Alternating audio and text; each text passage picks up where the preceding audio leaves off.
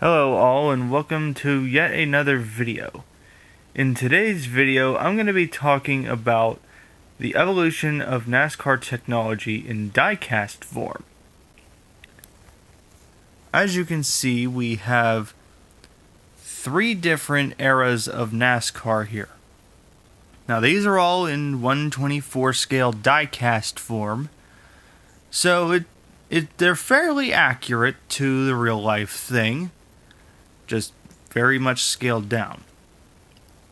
Now the first one we're going to talk about here is what I would consider to be, I would say, Gen 2 for NASCAR. These cars were from generally the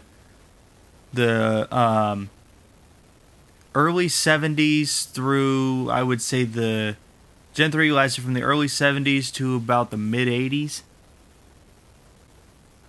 And this one specifically is Dale Earnhardt Sr.'s car from, I believe, 1976, although I could be wrong. Don't quote me on that. And I just want to show you a little bit around the car here. This one is more specifically a 70s Chevy Malibu. You can see sponsored by Holiday Campers, number 19. And we'll go under the hood so I can show you what the engine was back in. See, now back then with the engine, you could pull all of the horsepower out of it when you go to the big tracks like Daytona or Talladega or Michigan or something like that, because the cars were so heavy that the weight would counteract all of that power, thus keeping them at a reasonable speed. And then, if you notice, even though it has the little fuel door here, and plus they ran on Goodyear Eagles back then, just like they do now. If you notice, even though there's a little fuel hatch here, it's not a normal fuel tank, because the fuel tank, fuel cell I should say, is actually mounted in the deck lid of the car. Where in a normal car you'd put all your groceries or luggage or what have you under there. And if you look underneath, you'll see there's the differentials. The exhaust is mounted straight to the motor, rather than having a little exhaust system that goes out to the back of the car. And then you can see, I don't know if it catches it real well, but you see the shocks up in there. And you'll see that the tires have no tread on them because these are racing slicks. Now that is Gen 2. Now let's skip ahead a couple of generations to a Gen 4 car. This one more specifically is Kevin Harvick's America Online Chevrolet that he ran in 2001. And this one is bodied after a late 90s to mid 2000s Chevrolet Monte Carlo, because that was the body styling that they based it off of. And if we pop the hood on this one, you'll see that the engine has very much evolved. Because back then while they would build engines in-house, these ones have more advanced technology put into them. As you can see, it's a Chevrolet engine in it, built in-house at Richard Childress Racing, or as they're more affectionately known, RCR. And the big deal is about these cars, I believe it was after 1987, the one race at Talladega where Bobby Allison blew a tire and hit the catch fence, doing over 200 miles an hour. They decided to implement this thing called a restrictor plate, which you would put underneath the carburetor there. Which that would basically take away about half of the horsepower to the engine. And it would keep the cars at speeds of about 180 to 200, give or take, depending on the aero package and the draft that they would get. And they still run on Goodyear Eagles, so these are much better built Goodyear Eagles compared to the ones from the 70s. And also, one other thing that you don't see on modern day NASCARs compared to the old ones is all of these, what they would call contingency sponsors, like True Value, EA Sports, and all of these little sponsors. Because most of this space on here would be bare on today's car.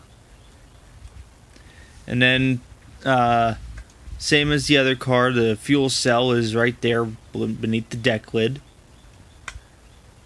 And as you can see on the underside, they have much more different exhaust systems on these cars rather than the cars of the 70s and 80s. Because of the restrictor plate, they decided to use I believe they called it an X pipe, to get, well, for one, a higher sounding note out of the engine, but it would also add, I believe, 4% or 5% more horsepower to the engine, and any horsepower advantage you can get on those big tracks was a big deal.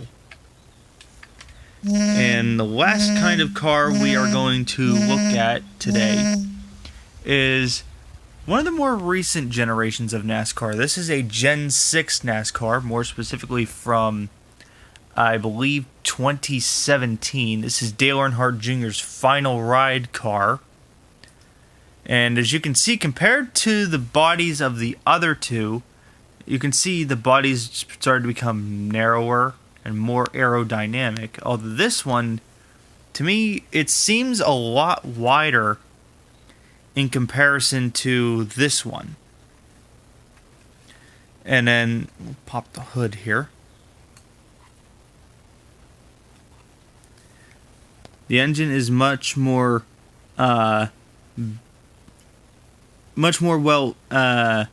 engineered compared to the Gen 4 and Gen 2, because by this time they had switched from using carburetors to finally going to fuel injection.